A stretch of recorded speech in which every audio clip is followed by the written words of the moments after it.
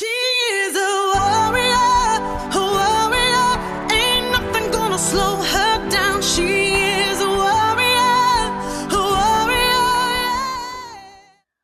I'm Vicki Luann, and this is Shattered but Unbreakable.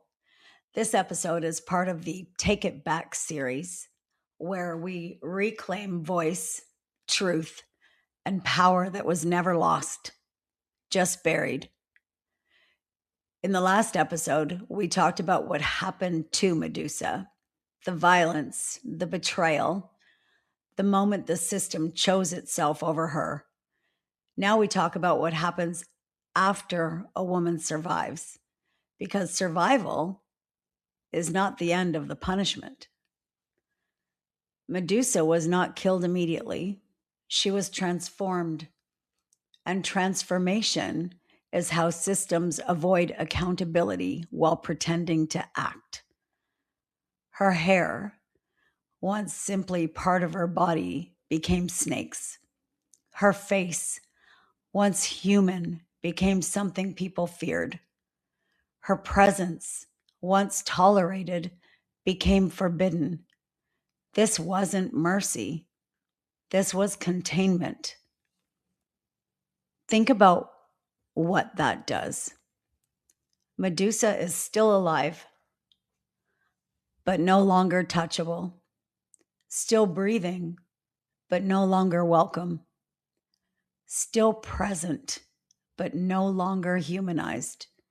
She is removed from society without ever being removed from existence.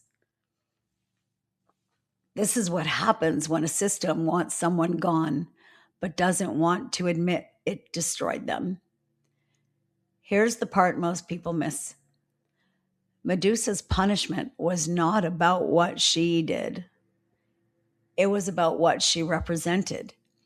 A woman who had been violated, harmed, and did not disappear quietly. A woman who remained visible after harm. That visibility was the threat. Because when a woman survives trauma and remains seen, she exposes something dangerous. That harm can happen here. That safety is not guaranteed. That power does not protect the vulnerable. And systems cannot afford that truth. So Medusa's humanity had to be removed. Once she became monstrous, the system no longer had to care about her. Fear replaces empathy. Distance replaces accountability. And now, anything done to her can be justified. Let's talk about the gaze. Medusa's gaze did not kill. It turned men to stone. Stone does not bleed. Stone does not move. Stone does not dominate. Her gaze immobilized. It stopped movement. It stopped pursuit. It stopped power in its tracks. That is what terrified them. Medusa did not attack. She halted. She disrupted dominance simply by being seen. And that is why her gaze had to be framed as lethal.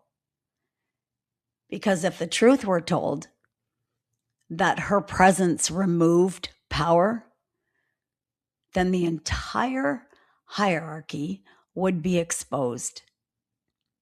Now bring this forward to today, because you've seen this before. Women who stop accommodating are called cold. Women who stop explaining are called hostile. Women who stop softening their pain are called dangerous. Visibility without permission is still treated as aggression. This is how containment works today. You're not silenced outright. You're labeled.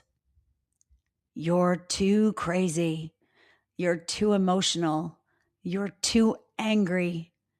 You're too intense. You're just too much. Once labeled, your truth no longer matters. People don't have to listen to monsters. Medusa's transformation ensured one thing. No one would ask her what happened. No one would need to hold Poseidon accountable. No one would have to look at the system itself. Instead, all eyes would stay on her.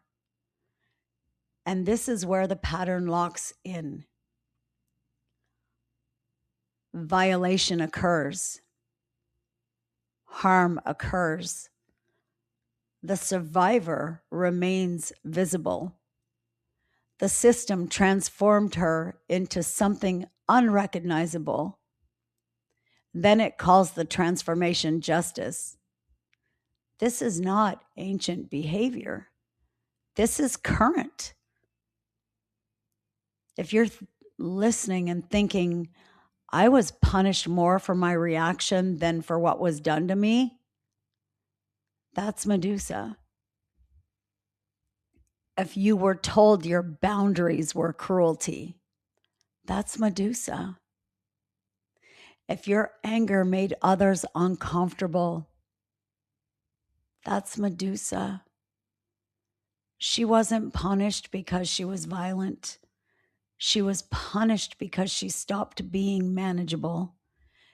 And the system wasn't done yet because labeling and containment weren't enough. Next comes elimination, not metaphorical, actual. Next episode, we talk about Perseus, the hero narrative, the execution, and how systems reward those who eliminate witnesses as long as they never look them in the eye. This is Take It Back. And if this feels personal to you, it's because it is.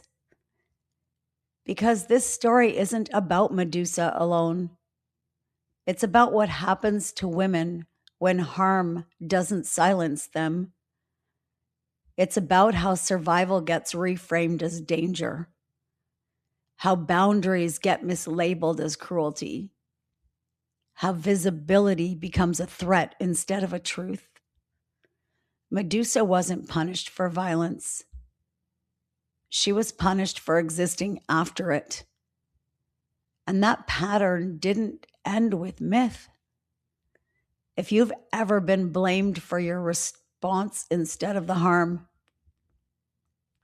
if you've ever been told your pain made others uncomfortable, if you've ever been asked to soften, shrink, or disappear so things could stay peaceful, this story was never ancient. It's alive. Next, we'll talk about what systems do when labeling isn't enough, when containment fails, when the only solution left is elimination. We'll talk about Perseus, the hero narrative, and why the people who never look directly at the harm are the ones most often celebrated. This is Take It Back. She is a warrior, a warrior. Ain't nothing gonna slow her down. She